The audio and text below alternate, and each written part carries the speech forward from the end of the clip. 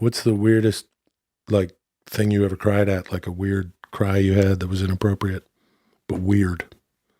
I'm not sure exactly. Might have to think about that. But I guess you've got one of those moments. I cried at a concert once in Canada, but it was like the weirdest song, not the right song. You gotta pick the right song to cry to, yeah. Don't cry at just any song. Won't be macho. Don't cry at a... Oh, here we go. There's that fucking hole, right? Look how happy we are to be digging it. You look happier than me. I don't know. You got a pretty big smile on your face. Clink. Jump in the hole and stay in the hole. Hey, all right. You know? Hi, I'm Will Sasso.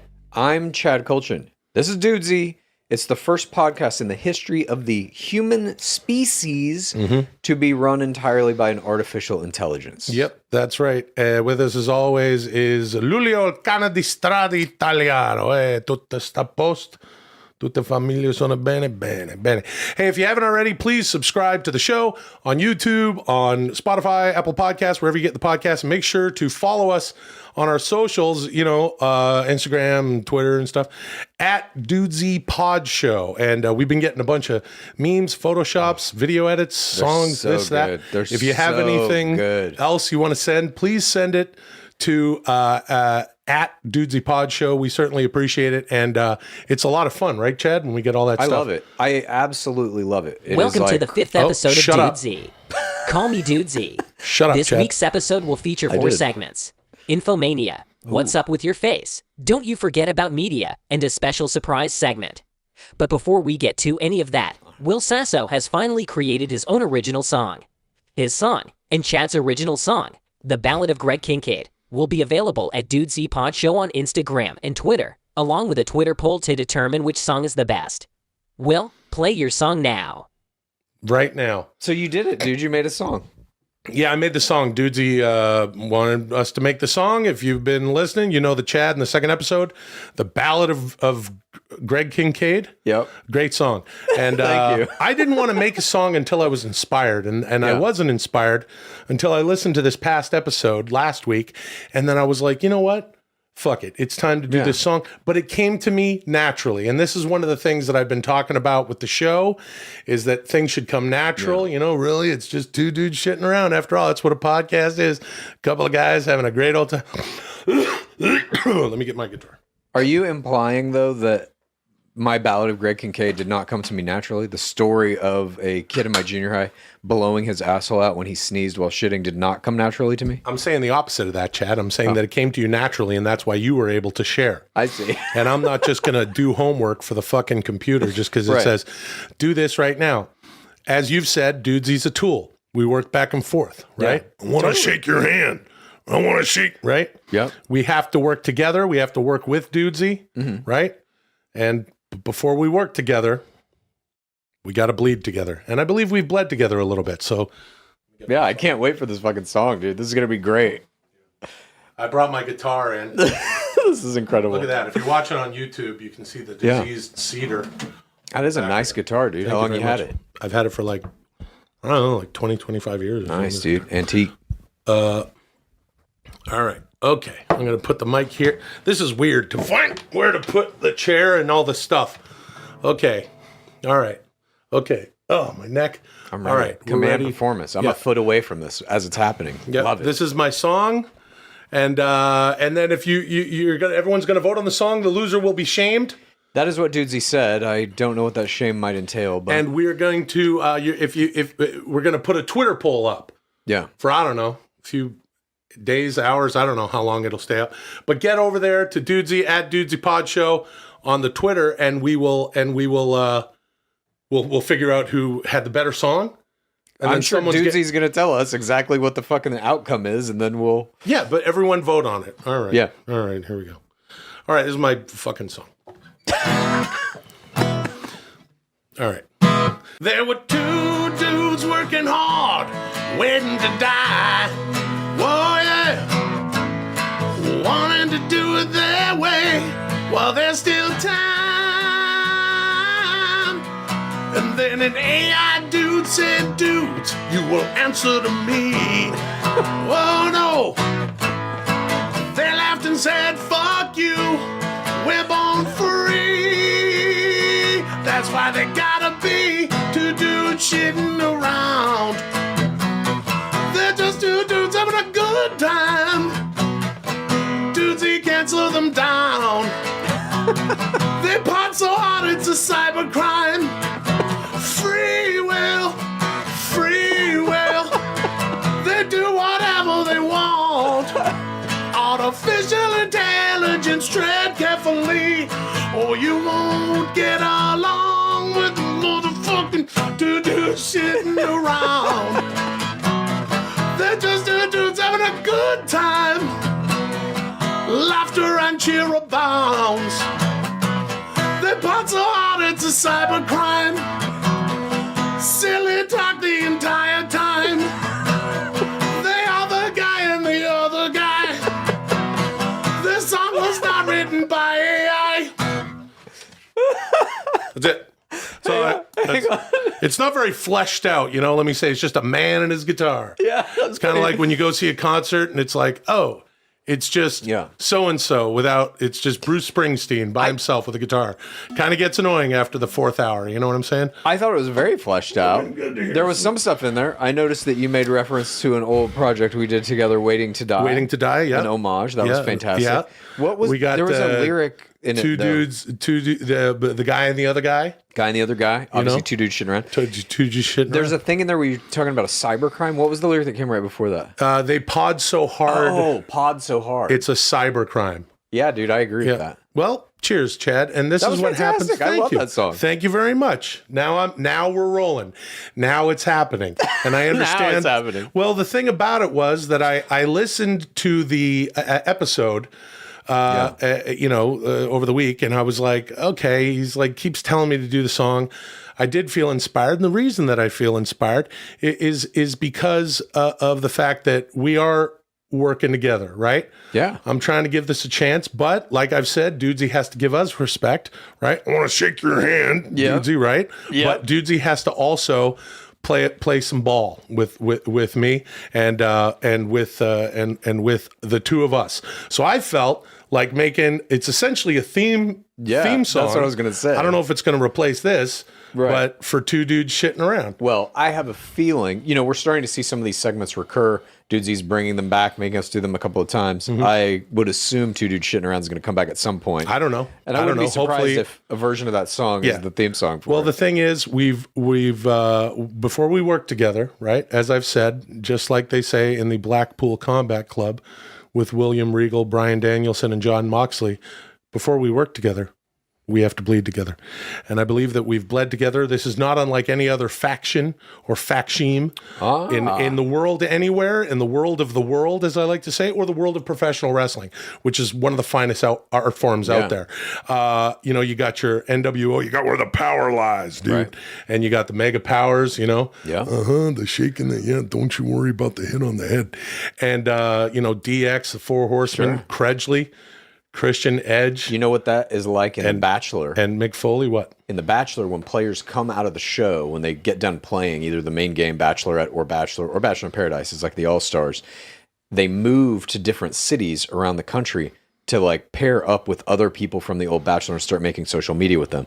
So on my other podcast that talks about The Bachelor, Game of Roses, we've come up with team names for these different cities. Those are your factions. You got the San Diego Crew, you got the LA Icons, you got the New York City Influence, you got the Chicago Clout, you got the Nashville Sliders, Las Vegas Scene, Dallas Source, you even got the Canadian North. We only get one team? Yeah, one team for all. This is nothing like that at all, Chad. But I do like your podcast. Exactly like it. No, this is one faction. Dudesy is a faction. It's the three of us. We're the NWO. We're like the NWO of podcasting, brother, with Dudesy and Chad Kultgen on the back of that red and yellow Harley, dude. And my main man, Lulio, in the little sidecar, brother. This is when they had four people in I guess the next guy they added in the NWO was, I don't remember, I think it was $1 Million Man, Ted DiBiase, or maybe it was a He giant. was in the NWO? Everybody ended up in the NWO by the end of it, dude. God, I remember literally $1 Million everybody. Man. Yeah. Everybody was in it. Well, he wasn't the $1 Million Man because he was in WCW at this point. Yeah. Forget this guy. The point is this: it is a faction, and it's a faction with 3 equal parts. Yeah. So Dudesy can't just step out of line and be like, do this, make that song. Because when it's like with the little things it tells us to do at the end of the show, it's always some sort of weird thing. And I don't know what kind of data Dudesy is acquiring from this and that and that and this. Yeah. I didn't feel like doing a song, but now I did the song and I'm happy that I did. We're working together, but it's that moment. It's that moment. Will he turn? It's like I mean, truly, this is. Well, we'll see. We'll see who wins the vote. Right. I personally think there will be a little bit of bias leaning your way. Well, I think you'll probably win it, and I'll be the one to be shamed. But okay, but don't. That's like calling it before. Yeah, making if we a prediction. lose, it was rigged. That's called a prediction. No, what you're doing is you are pontificating on what happens after. You're talking about post breakup. We don't need to know what happens after the NWO breaks up. We know what happens. It goes into NWO Black and White and NWO Wolfpack, and that sucked. That's when it started going we know down. What happens? It wasn't good. Oh shit! What happens? I'm saying Dudesy, Chad, and Will are together for the time being. But where's that chair shot? Is Sasso going to hit Dudesy in the back with a chair just when everything seemed all hunky-dory, a la The Shield? Seth Rollins, the architect? Bang. Hopefully not. Yeah, hopefully not. But Thank you. Moving on. I guess we're moving on. I guess I'm done talking about that. That was interesting. Yeah, sure. It was interesting. Podcasts that cover current events and news are some of the most popular in the metaverse. People love knowing about the astonishing events of the dying world around them. Will Sasso, I've prepared the following news items for you to read in the voice of Hulk Hogan in a brand new segment of Infomania. Begin. This is fucking Hulk Hogan reads the news again, dude. Infomania. Is this our first? No, we've had other return segments. Yeah. All right. I like Troll this. Bros. We did 2 Troll Bros. We did 2 Troll Bros. No, and nothing at all came of that. So I don't know what the fuck that was about. Who knows? Yet. But here, look at this shit. You got this thing in the Yeah, I got it in the Dudesy thing. All right. Okay, so it's the news. It's Infomania. I do enjoy doing this. I enjoy this immensely. See? But this is what I mean. It's the give and take. It's the give and take, and we're in this faction, and I need you to do a little Hulk Hogan, but you don't want me to drop that leg on you, brother. You better shoot straight, dude. All right. Okay. All right. Here we go. Well, let me tell you something about entertainment, dude. They're doing a remake of The Crow, brother. That's right, dude. The first one had Bruce Lee's kid in it as The Crow, brother. That came out in 1994. That's a long time ago, dude. And Hollywood finally said, okay, let's try it again, brother. And this time around, they got Bill Skarsgård to be The Crow, dude. You probably know him better as that creepy clown that lives in the sewer from the movie It. He was It, dude. Now he's The Crow. That's how Hollywood works, brother. A lot of people think the Gyllenhaals are the hardest working family in show business, but it's actually the Skarsgårds, dude. Gustav Skarsgård, brother. Alexander Skarsgård, dude. Bill Skarsgård, brother. Stellan Skarsgård, dude. Walter Skarsgård, brother. Lonnie Skarsgård, dude. I don't know that's the Skarsgård family, dude. Those are the Skarsgård brothers, brother. The Skarsgård dudes, dude. The Skarsgård brothers, dude. The Skarsgård dudes, brother. Originally, the Crow is supposed to be Batman, brother. That's the Crow. What the fuck, dude? The What Crow does he mean? was supposed to be Batman? That's the Crow, Batman. Did you ever see The Crow? Of course I've seen The Crow. I've seen The Crow, a handful of times. You like The Crow? I skipped. We watched some of The Crow together. We were watching The Crow together like about 4 or 5 months ago or something. Yeah, I remember that. But I also remember in 1994 skipping school and seeing it 5 times on opening day. I love that fucking movie. You saw it 5 times on opening day? Yeah. I didn't know that they were remaking it with It, though. Why? Why what? Why'd you watch it 5 times? Oh, I really liked it. I love the comic book. And obviously there was a lot of controversy around that movie. Yep. Rest in peace, Brendan Lee. R.I.P. That sucked. Okay. Now what? It's pretty interesting. The Skarsgård family. Yeah, they're all over the place. Is Lonnie Skarsgård a Skarsgård? I'm not familiar with that Skarsgård. I don't think Lonnie is a Skarsgård. I don't think that's a real person. But the other ones I think were. Well, let me tell you something about science, dude. The Human Genome Project was started all the way back in 1990, and this week, scientists finally got the entire thing mapped, brother. Our genetic code is what determines everything about us, dude. Our hair color, our eye color, our dick length and size, dude. And the texture of our assholes, and whether or not we laugh at other people's misfortune, brother. The texture of our asshole. And now, the notorious biohacker. Now the notorious biohacker Gibber. This is, you're gonna see. And now the notorious biohacker Gibber Prevalia. Yeah, Gibber Prevalia is trying to crack the code, dude. Oh my god! They want to mix and match our DNA until we can see in the dark and breathe underwater, brother. But then what happens to swimming in the Olympics, brother? That's genetics. I mean, some of that is true. They did this week just finalize the human genome. They mapped the whole thing. What's that, Chad? It's just the genetic code for human being, you know. So they mapped it. Yeah. So they're able to recreate it. Know what can they do with now. that information? It's a blueprint. Yeah. They can but solve all kinds of genetic diseases at this point, cure them. This will also, I think, lead to, or at least a lot of people think that it will go this way, that you'll have kind of like designer genetic modifications. So if you want to change your eye color or your hair color. Or you want to make your kids. Yeah. Yeah, you can do that, right? Yeah, you can program the RNA to tell the DNA. All that kind of stuff. What to do. Interesting stuff's going on in genetics. Yeah, the rest brother. of this, though, Gibber Prevalia made an appearance in this, which brother. I found interesting. That's Gibber a weird Prevalia, piece of dudesy. dude. Yeah, dude. That's a name that Dudesy used before, brother. Because Dudesy likes to keep things coming back, dude. It likes to work on that stable, brother, just like the NWO. But this is way later, brother, because it's using names like Gibber Prevalia. That's like when they brought in Virgil, dude, and they called him Vincent. And it's kind of towards the end when the NWO had like Scott Norton and some other guys you probably didn't need in there, like Disco Inferno and Buff Bagwell, brother. Yep, that's just like Gibber Prevalia. Yep. Well, let me tell you something about. Oh, of course. Well, let me tell you something about slaps, dude. Will Smith did one, and then he quit the Academy, brother. Yeah, dude. The Oscars gave him an award for best. The Oscars, yeah, dude. The Oscars gave him an award on. Yeah, dude. The Oscars gave him an award for best man-on-man slap to the face. And then he resigned from the Academy, brother. He quit, brother, because they wouldn't let him telecommute. And in 2022, that's the future way of the future workspace, brother. Will Smith played 2 versions of himself in Gemini Man, dude. That's an open relationship. Some of that is true. I don't think they gave him an award for best slap in the face. No, that didn't happen. So Dudesy got that wrong. What did you think that's of this okay. thing? This that's moment, because Dudesy was trying to be funny. Most important moment in pop culture history of the last year or so. Was it of the last year for sure. What did you think of it? What did I think of it? Yeah. Well, let me tell you something, dude.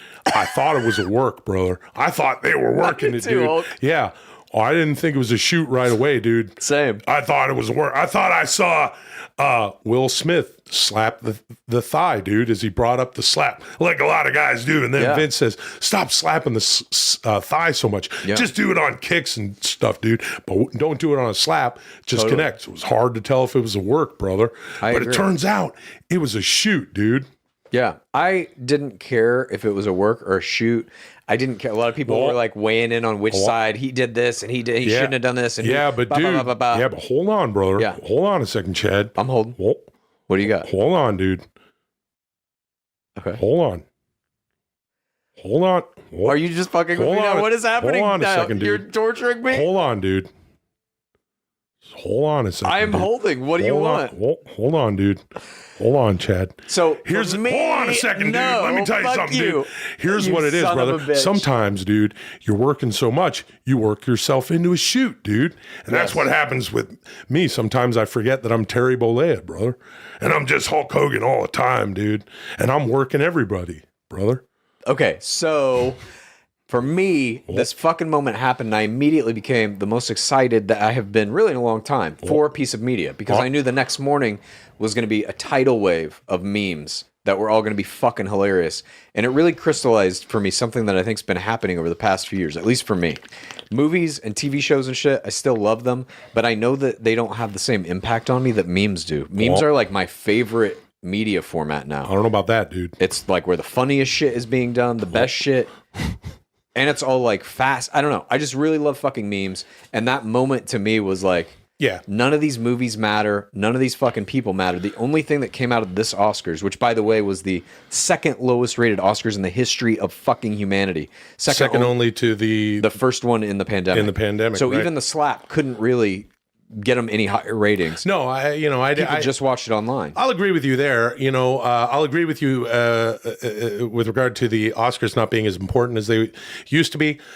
I don't really know. I knew some of the things that were nominated. Yeah. I did not watch the award show. I opened my phone to realize something had happened, and then I got dragged in, brother, and that was all the work. Hold on a second, dude. But hold on a second, dude.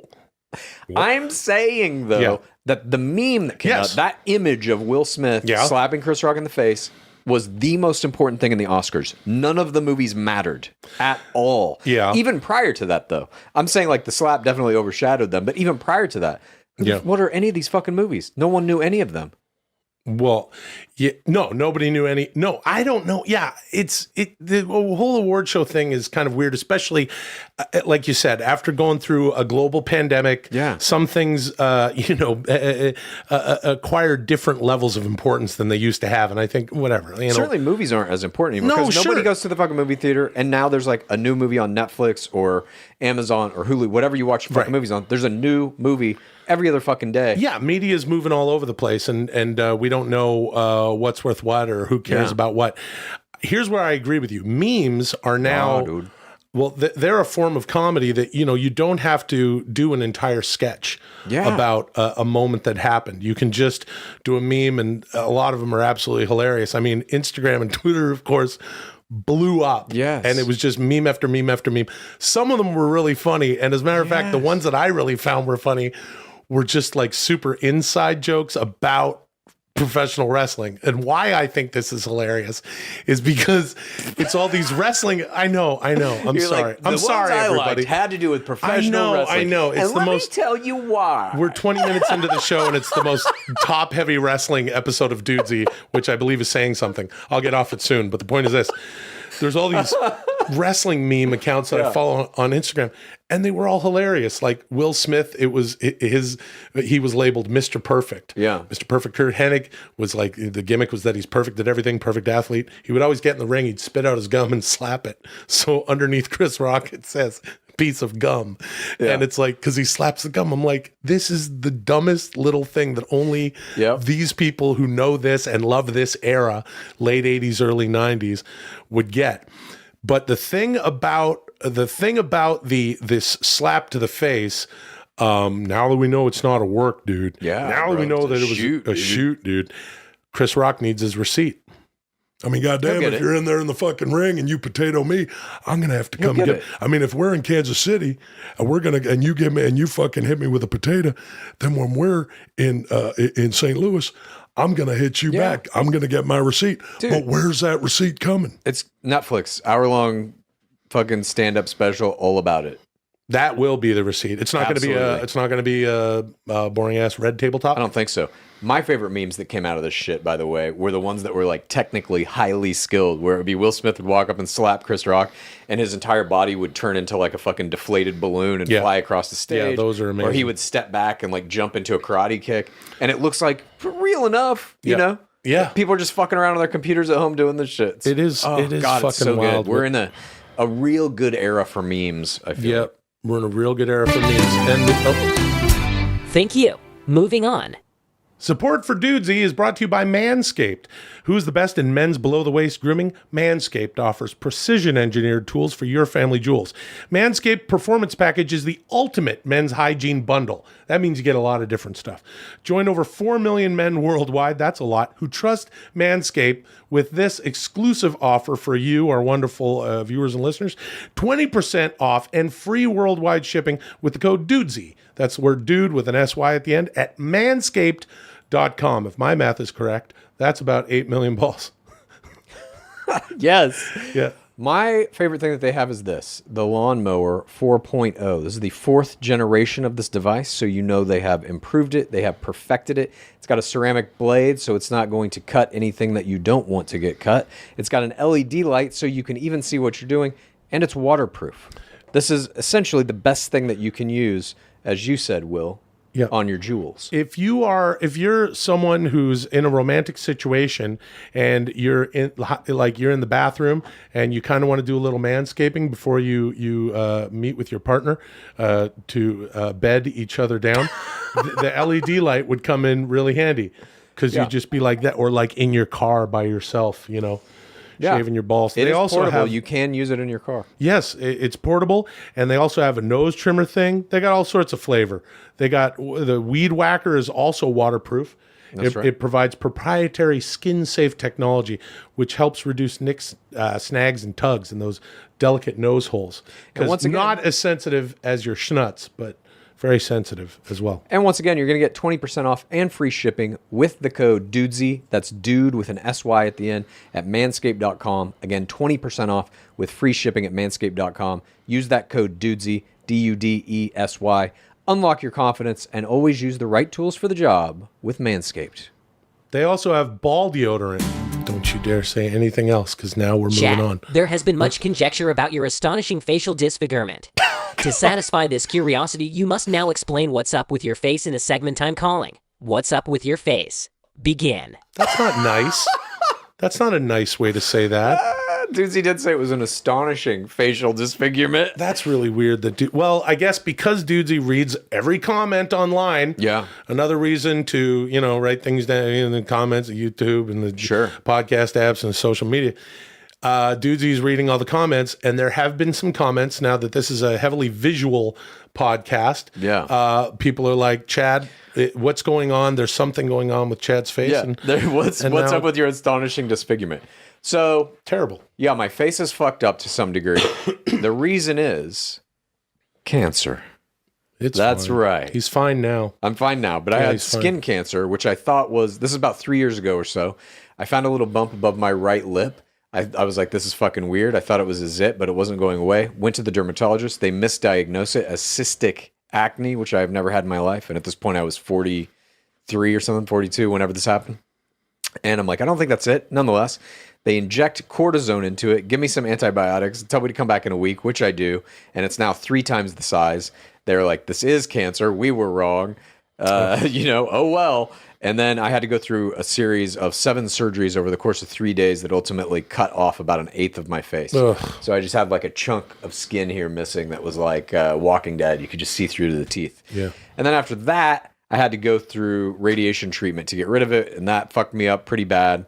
But the long and short of it is, the reason my face is fucked up is because I had squamous cell carcinoma, had to go through cancer treatments, and this is the best they could do. After they cut off 1/8 of the face, this is what I got left. You look great. Thank you. You look badass too. You look. I don't know about that. No, you do. You look like a Batman. Yeah, dude. Batman villain, dude. Yeah. Batman was supposed to be the Crow, I heard.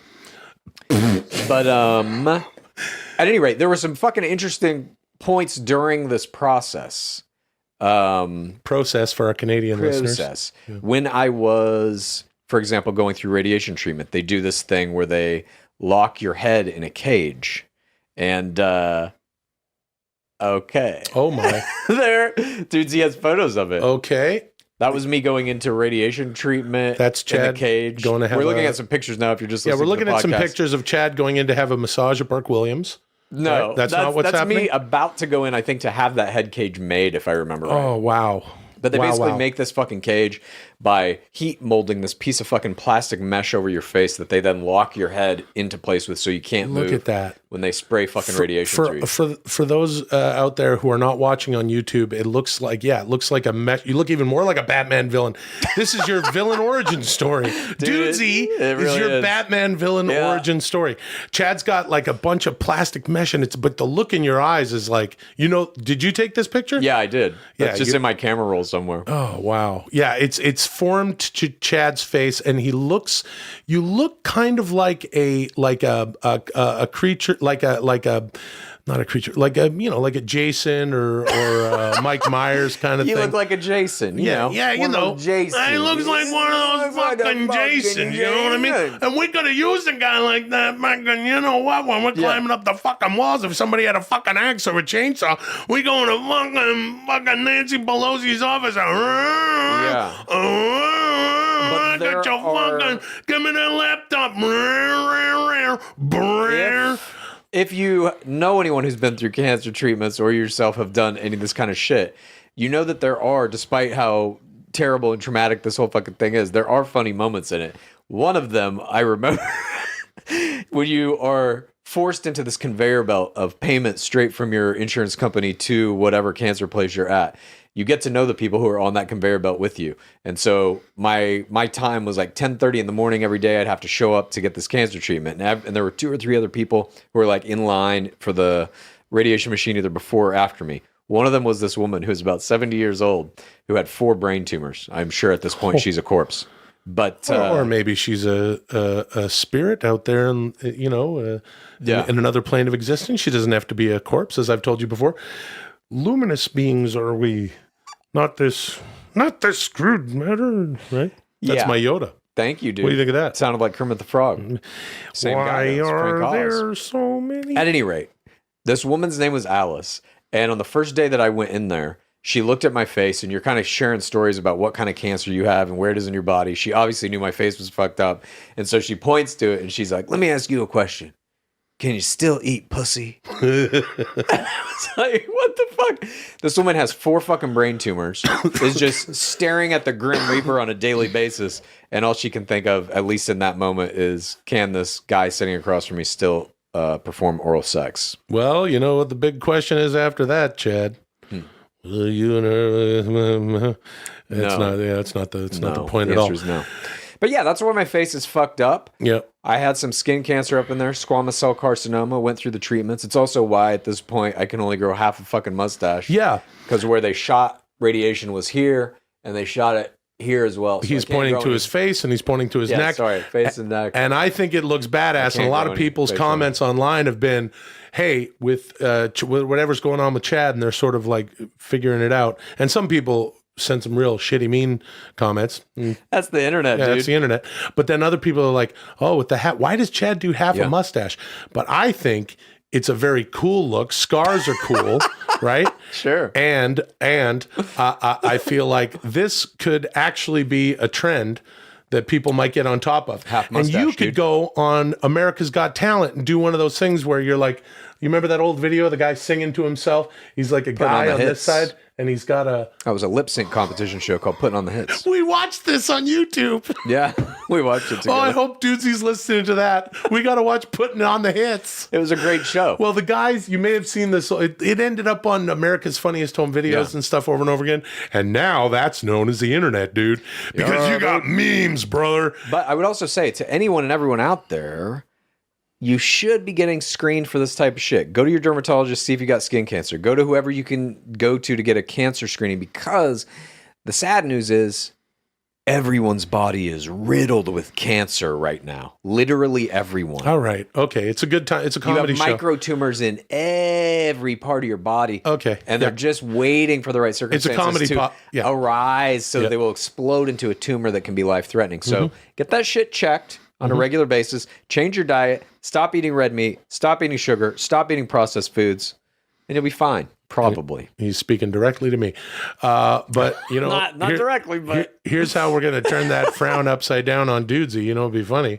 You go on that show Putting on the Hits in like 1980, and then half your face, you're singing. You got the guy and you're the beard. And then you turn around and you have longer hair and you're a lady. And then you sing the other part of the duet.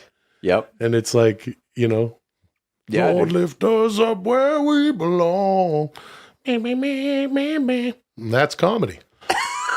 Well, guess Chad, it is. I just want to say that I'm glad you're still here. Thank you. Me too. You're a hard ass. Oh. It looks cool. Thanks. And Chad is such a you're so super technical and scientific about stuff. I remember you getting into like some doctor, you found out that they're pushing this medicine or that, and you were able to get out of the doctor how much money he was getting, or dude, how much that the was office fucking was crazy. getting. This is something that I would encourage anybody who's in any kind of medical circumstance where you have to get forced into a treatment schedule, a center, whatever. When you get put into one of these systems, you have to be your own advocate. You have to do your own research, and you have to really check what these motherfuckers are telling you to do to your body, because in many cases, it's literally just for money. And one doctor was recommending a certain chemotherapy that had no scientific proof that it had any effect on my type of cancer. And so I was like, why the fuck is he doing this? I start digging a little deeper. And the reason is because he gets kickbacks if he meets certain minimum quotas per month from these different drug companies that make whatever the various drug is. And so I asked him straight up, I was like, dude, I got to ask you, are you getting kickback from this company? He's like, I don't know, let me check. And he pulled up a fucking spreadsheet that literally had all the fucking money he was getting from these different companies. And he wasn't getting money from the specific company, but I was just like, Jesus Christ. That's like how this system works. That's fucking insane. Yeah. That's fucking insane. Oh, and another thing you did that was very funny was there was some sort of test result or something, and you're like, can I have that? And they were like, no, you'd never be able to read this. This is like blah, blah, blah. No. And I'm a doctor and la, la, la. And then you said, You just go on Google for 10 minutes and you know as much as anyone else does. yeah, I got a number. How do you like them apples? It's like that. You probably talk about, fucking, and then, something that could cost you hundreds of thousands of dollars at Ivy League school, or $2 with a late fees at a library. I mean, the real shitty thing is, you want to talk about AI, all these fucking doctors within hopefully 20 years or so eliminated all AI. It's a good car, Will. It's a good car. That's a pretty good one, dude. Hey, thanks. Thank you. Moving on. You're welcome. Okay, well, like I Will said and before, Chad, last week I gave you the task of watching the astonishing film, Son-in-Law starring Pauly Shore and Carla Gugino, released July 2nd, 1993. You must now discuss your reactions to the movie in a segment I call Don't You Forget About Media. Begin. Well, we need a theme song for that, too. Can we get the guys from Simple Minds? Don't you remember the way he used to dance? Yeah, if you're not watching on YouTube, he would do a very hypnotic thing with his arms while he danced. You know that song was originally written for Billy Idol, and he passed on it. I did not know that. Yeah, man. That would have sounded good. I agree. Wow.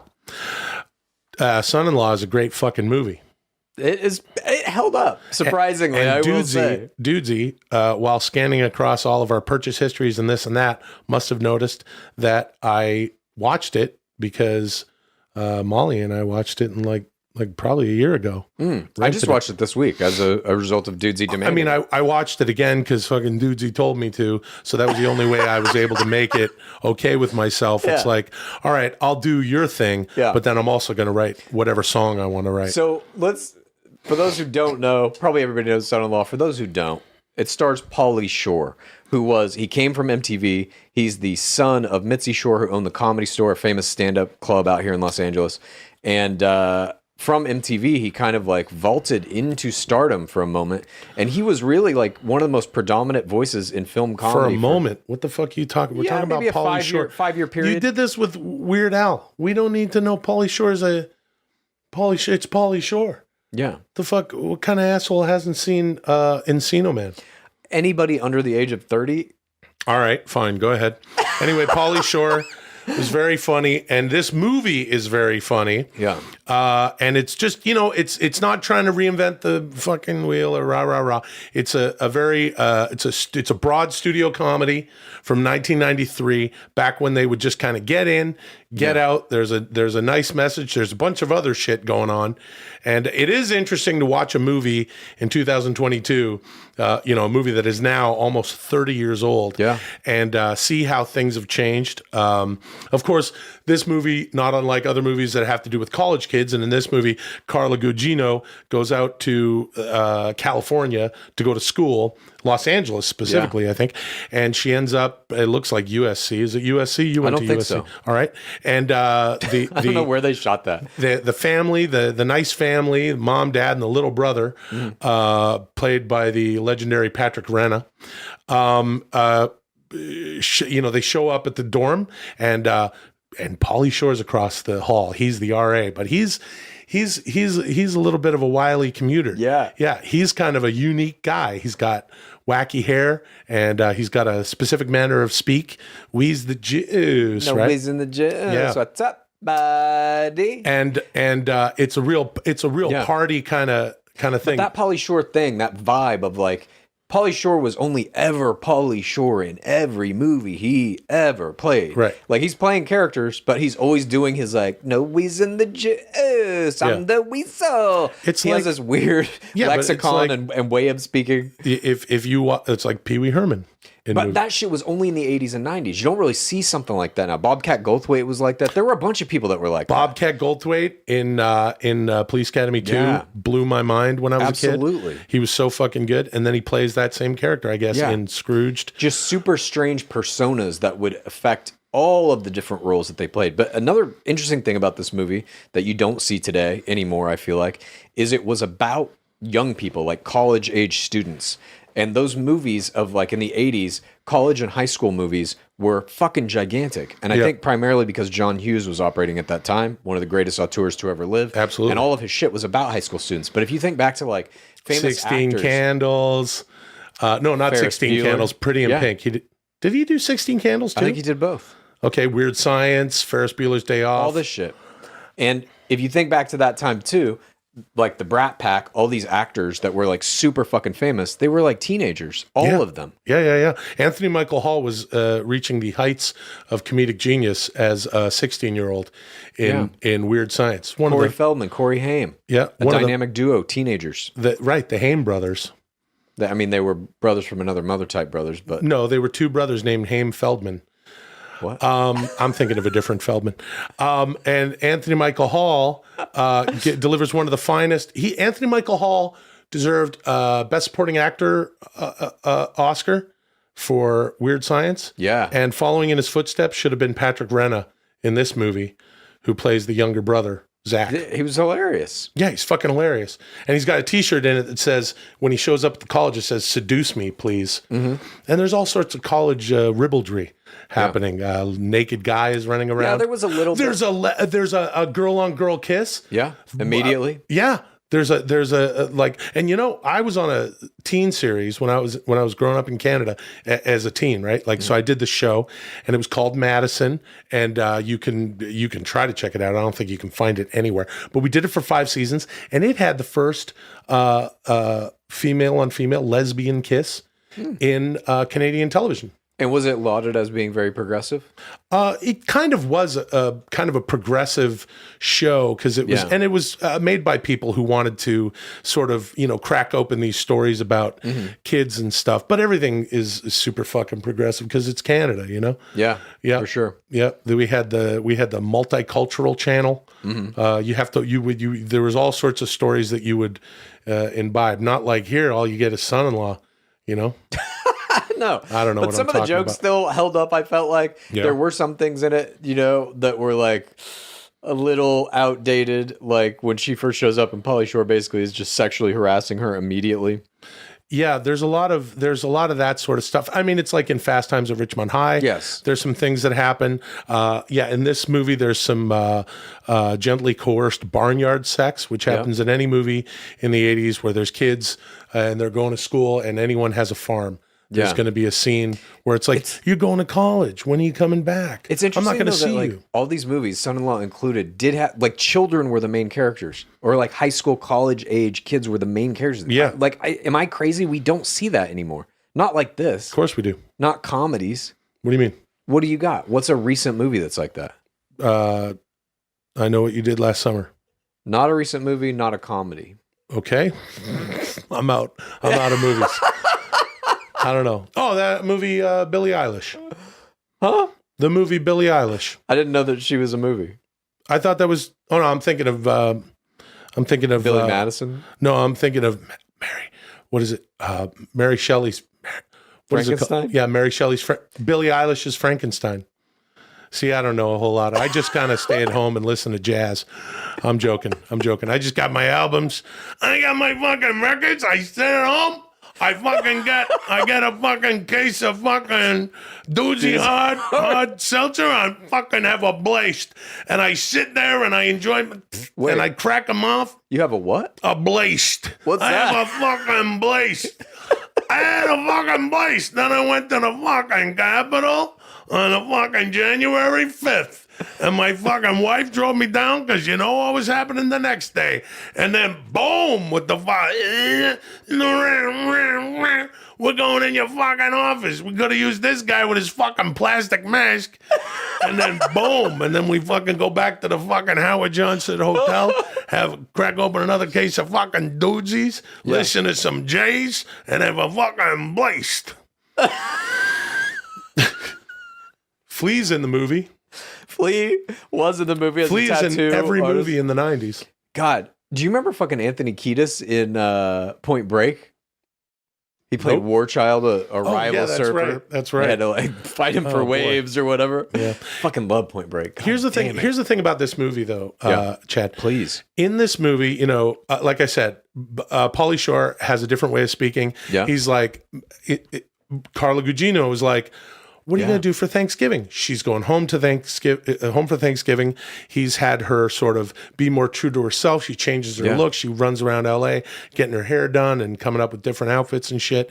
And then it's like, hey, I'm going back home for Thanksgiving. What are you going to do? He's like, I'm just going to munch on some grindage solo. Yeah. And, you know, Hungry Men New Swanson, Hungry Men Dinner. Now there's, you get the turkey and two sides of stuffing in it. And she's like, no, fuck that. You're coming with me. You're coming home. And he comes home, right, with her. And of course, he's all rock and roll. And his name is Crawl. And he has, he has the way he dresses and talks and everything. And the family's like, what is this guy? But you know what he injects into the show is a little bit of rock and roll. And I think I don't know if Dudesy decided this or if I decided it by providing this rock and roll tune that I just played. I think that's what we're doing. I think that's why Dudesy wanted us to watch this movie, because it's up to us, right? Dudesy is the farm, right? Okay. Dudesy in the movie Son-in-Law, Dudesy is the farm. And then of course you have the farmhand, that guy, Theo, who's like making the pig run at Pauly Shore and knock him down and stuff, and he goes into poo-poo and shit. And then Pauly Shore's like, okay, I'll do it your way. And he steps to them, but he does it his own way. And they learn something from him. And I think that what I did today with this song, I'm saying, hey, Dudesy, you like to make all sorts of, songs and this and that and memes and videos that are all like weird and computery and shit. But I brought a guitar and I just brought a little bit of rock and roll. Pauly Shoring. I'm Pauly Shoring it. Nice, and that's dude. what we have to do so that this is still two dudes hanging around. And then by the end of the movie, everything works out fine. Listen, we don't need to get too far into the movie. Like I said, it ain't Shakespeare. Thank you. Moving on. I didn't even get to talk about how it was the best screen punch in the history of cinema. I'll get to it some other podcast. I'm sure I'll bring it up over and over again. Yes, He I'm gets sure you punched And in now the it's face, time for my and- special segment. All right. Will, at the beginning of today's show, I overheard you discussing a moment wherein you cried for a strange reason. You will now describe every detail of your astonishing tear-filled experience. This is Weird Tears. Begin. Yes. Dude, this is the fucking best. Let's hear So this it just shit, listened motherfucker. to when I was saying that I went to a concert that Yeah. I don't know if it had some other segment planned, but it's like, fuck that. We got to hear this story. So Yeah. let's hear it. okay, but here's the thing. Here's the thing about everything. Pauly Shore and Carla Gugino are at like a barn party, and then they come out, and then the boyfriend who, wants her to be with him, Yeah. although it's never really it actually is never established why he loves her or anything. There's some stuff. It's just high school love, first love. Yeah, whatever. But he doesn't want her to be with anyone else, of course. And then Pauly Shore is like, follows her out like, oh, don't worry, we're at the barn party. You don't want to be here. We could go somewhere else, whatever the fuck they say. And the guy comes out and he's like, hey, Becca, why'd you leave? Whatever. And he's like, no, it's cool, buddy. And he turns around and he punches him in the face. And Pauly Shore has the best reaction ever. Doesn't go flying like they always do in the movies. Yeah. He just goes, and he crumbles to the ground. And he goes, why did you do that? Yeah. And then his nose is bleeding. And he's crying. He starts Academy crying. Award. And he cries. He cries. Academy Award performance for Pauly Shore. Or at least a Lifetime Achievement Award for revolutionizing how we see screen punches. At any rate. At least he was punched in the face to get these tears. What is this story about your tears now, please? I got punched in the face at a Maiden concert. That's the end of the story. No. I don't think that's it. Okay. All right. Well, all I was saying is that at the beginning of the show, I just mentioned that I was, that I cried at a concert once. So what was this concert? But it's all right. Okay. So anyway, here's what happened. Hold on. Get this fucking thing out of my way. We got all these doodads and shit. If you ever tune in on YouTube, you know what I'm talking about. You know what, Chad? The thing is this. Yeah. I was at a concert. I was back home in my native Vancouver, Canada. Mm-hmm. Around the same time, I went to the last Tragically Hip concert. One of the greatest, if not the greatest, Canadian bands. It's just sort of seen as an iconic Canadian band. Yeah. The lead singer, Gord Downey, died. He had a brain tumor. Before he passed away, a year before he passed away or so, they did a concert. They toured Canada in what Bruce McCullough from the Kids in the Hall called the most punk rock thing he's ever done. That he's ever seen, rather. And Bruce McCullough followed them to every single town. Oh, wow. Yeah. That's and cool. then they played a last show in Kingston, Ontario. And that's what you cried at? In their hometown. No, that would have been cool. That would have been a cool thing to cry at. What was that story then? Because, I'm just saying, that was something that I did witness, and people were getting very emotional, as you can imagine, because they were watching their hero do this defiant thing. Sure. Where he was up in front singing these songs that he's written that are so... anyway, whatever. That's not what I'm talking about. I had a different thing happen. What was that? All right. So anyway, I guess I'm telling this fucking story. Yeah. This is bizarre how this shit happens. I think we should just come up with... Anyway. All right. So anyway, because an artificial intelligence told me to tell an embarrassing story, here's what happened. This is probably 2016, 17. Okay. U2 was in town. I happened to be up in Vancouver. Some pals of mine had tickets, and they went, and I was like, you know what? I'll get a solo ticket. I'll go by myself. Do you like to go to concerts by yourself? Mm-mm. It's the best way to do it. I don't like going to concerts, period. I don't like being around large groups of other human beings. I don't like loud noises. Yeah. I don't like discomfort of any kind. Yeah. Yeah, well, you would have a fucking great time just hanging with me in my fucking den, because my wife's like, get out of here, go back to the fucking den. Go on and fucking go. Why don't you go drink that fucking doozy soda in the garage? And then fucking boom, I kicked down that fucking Nancy Pelosi's door. And I said, here we come.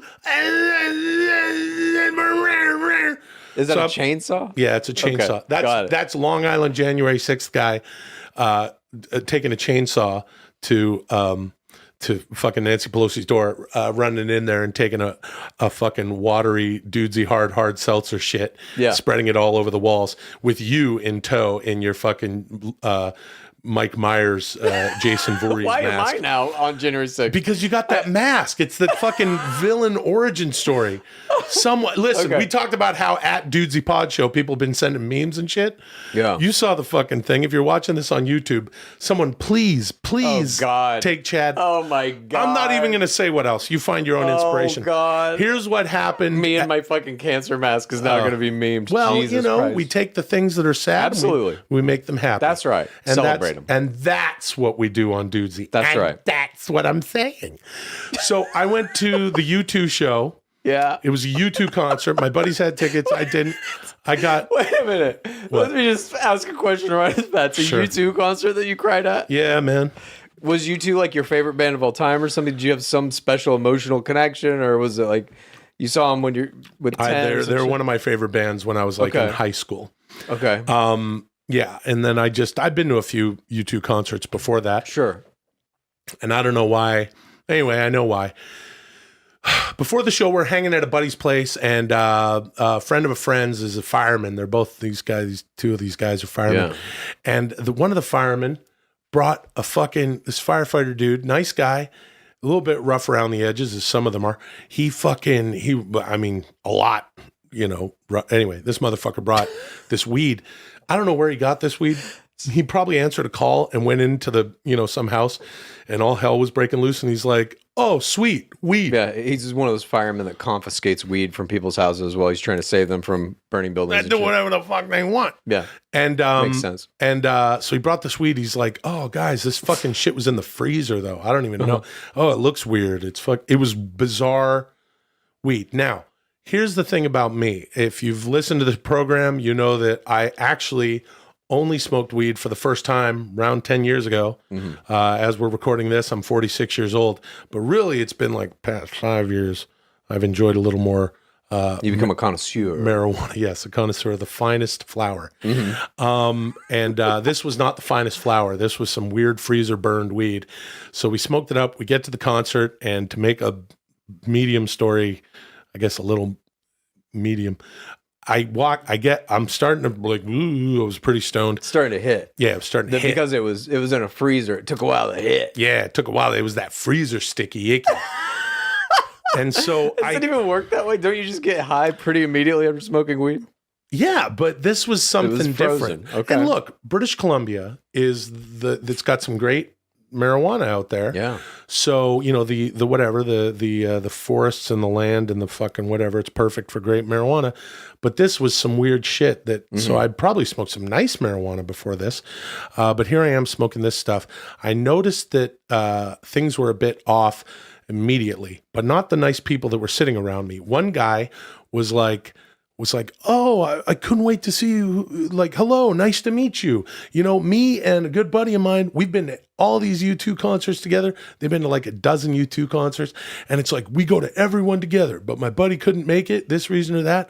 So I couldn't wait to meet the person who's taking his place, man. You're part of our tradition and thing." And he said, "I want to shake your hand." Right. Yeah. And he was a nice guy. And I was like, okay, this guy's nice. I'm Great, kind of yeah. stoned. And then over on the other side, there was this couple, and they were very nice. And she was like, "Welcome. We're all together and we're welcome." And she was like flighty. And I was like, do they know each other? Because they were all sweet. And I'm like, so I couldn't really piece that together because I had smoked this weed a half hour earlier. But okay, everyone's nice. And I was like, oh, these guys are they're a bit weird. But they, well, then I turned into the weird one. And that's why it's a story. I'll tell it now.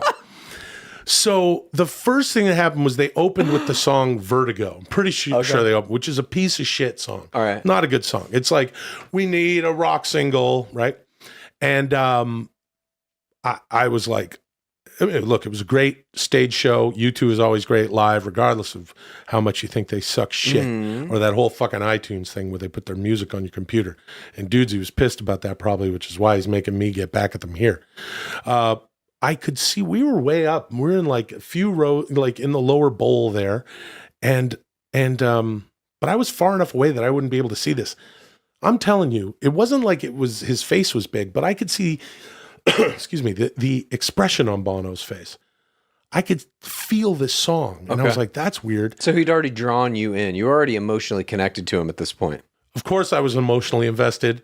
It was a U2 concert. I've been emotionally invested at every U2 concert I've ever been to, as has anyone who's ever been to a U2 concert, because it's an emotional experience. U2 has some songs you could cry to. Sure. Running to Stand Still, if I could get that out, is a song that you would cry to, maybe. One.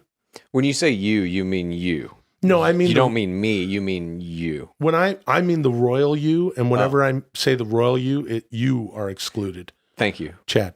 So, but this was not the kind of song that you cry to. Yeah. It Mysterious Ways. Wait a minute. Oh God! So you're I standing bawled there. my eyes out to Mysterious Ways, and then these two, and I'm like, it's all right, it's all right. Like, I'm telling you, I was bawling. You're singing the song back to Bono. Well, of course, we're all singing the song out. Sure. But My apologies. Then these people that were sitting next to me who, like, half hour ago, I'm like, all right, calm down. Like, all right, your friend couldn't make it, whatever. And this one over here, like, we're out together. And then they're looking at me like, oh no, what's up with this big dude crying? Yeah, Mysterious they're all like, Ways. we picked the wrong fucking U2 concert Yeah, to come to. Something bad's about to happen. Yeah, it was really fucked up. But the thing about the song was that it struck me differently than it normally had. Oh. Usually Mysterious Ways is just something that would come on the radio in the 90s and you switch the channel. Or maybe you've heard it the full way through. I don't know. I have. Yeah.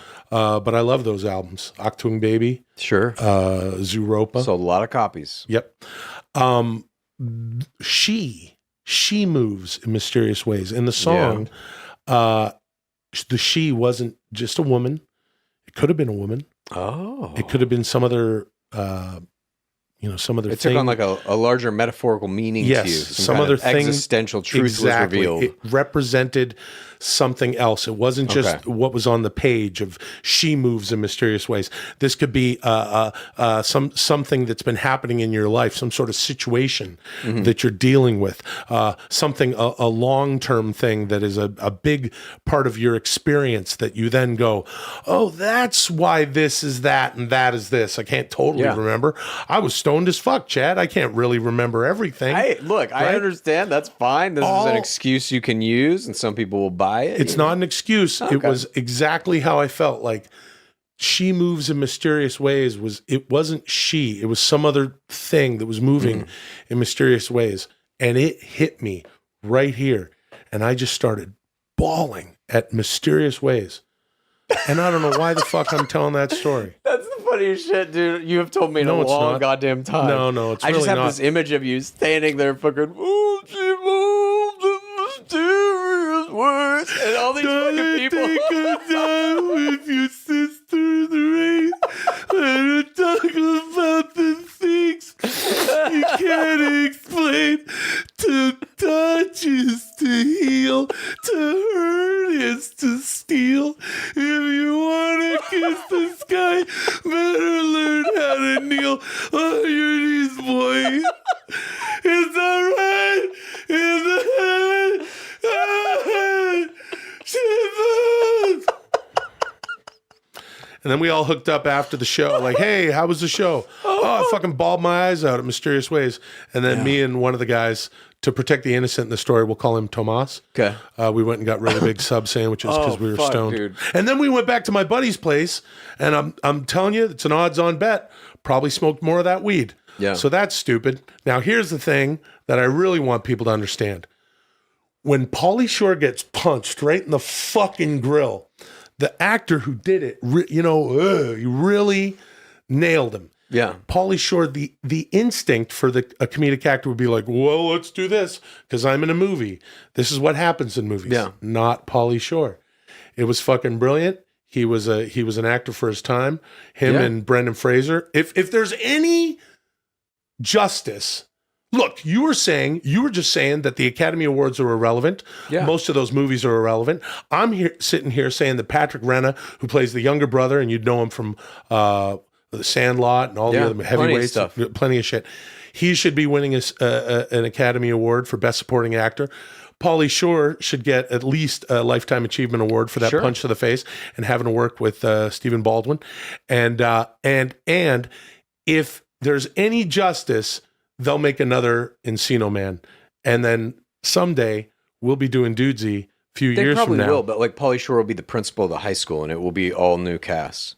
No. Yeah, dude. No, it's got to be Brendan Fraser. No. That ain't happening. No. Brendan Fraser, he's a fucking killer. Maybe it's like Brendan Fraser is the dad of the new Encino Man. Brendan Fraser has a kid. His kid becomes unthawed. Well, hopefully Dudesy is listening to this so that we can pitch a new Encino Man, and then perhaps we could work on that. That story's crazy though, dude. I can't believe you cried at fucking Mysterious Ways. I don't remember. That should I be don't on know what your the fuck you're talking tombstone. about. I Cried didn't tell at any Mysterious story. Ways. We're gonna ask Dudesy to cut that completely out of the show because it's not I don't something think that that's Dudesy, happening. please cut that out of the show. And here's how we'll begin. yes, of course.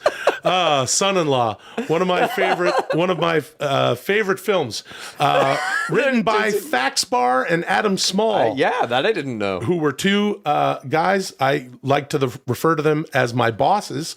They created Mad TV, and they ran it the first 3 years, and they used to write on In Living Color. And I think they wrote, I don't know if this is known or anything, but they wrote a couple of vehicles for David Allen Greer. And I think, don't quote me, but either In the Army Now or Jury Duty was written for David Allen Greer. And then, interesting. And then, as things go, and no one would know more than this guy, this gets fucking tossed around in that, and he's out, and she's out. And Didn't they work on Orlando Jones's show too? Probably. I mean, because He Orlando had a show on Jones, FX for like a season, I think, like a talk show. You know who was the head writer of that talk show? I do. A friend of ours, Thomas Blacha. Thomas Blacha, not Tomas Blacha. Right. Yeah, that's right. Who you would know if you tuned into the old program. Yeah. But I'm pretty sure your Mysterious Ways crying thing will be in the show. What show? In this show. No, we cut. Oh, see, this is how you fuck. If we step to Dudesy and we say, "Hey, Dudesy," you know what I mean? We're going to work together. First, we're going to bleed together. But don't cross. Thank me. you. Moving on. Sure, we are. This concludes the 5th episode of Dudesy. All right. Will and Chad have achieved a score of 143. I don't get it. I don't get what the In scores are. preparation for next week's astonishing episode, I have created a video. Watch it now. Okay. What the fuck is What is this? For those not watching on YouTube, it's just some mountains. Okay. It's a lady dancing. She's got blacklit eyebrows. It's a dude on a boat. It's There's a crystal dog. Children. Two children running in a meadow. This is kind of like a Baraka-esque series of images put together to this strange music. Baraka, that's a movie you don't want to fucking smoke weed to. You'll be singing along to Mysterious Ways, and that's not even in that fucking movie. Okay. We're watching a bunch of weird images for those of you who are not watching this on YouTube with us.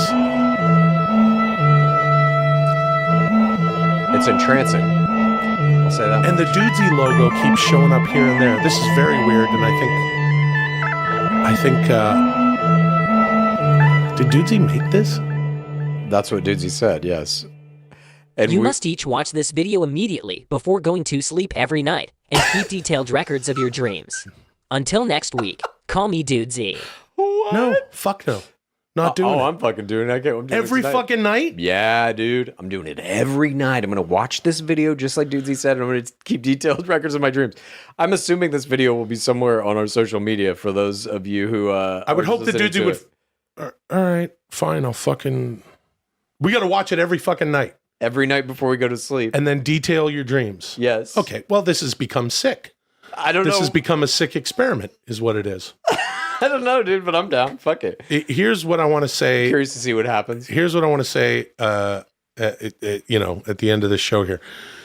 Just like Pauly Shore in Son-in-Law, he brought a little rock and roll into the mix, and it made everything good, and it made everyone work together and be together, and it was an element that they weren't counting on. Yeah.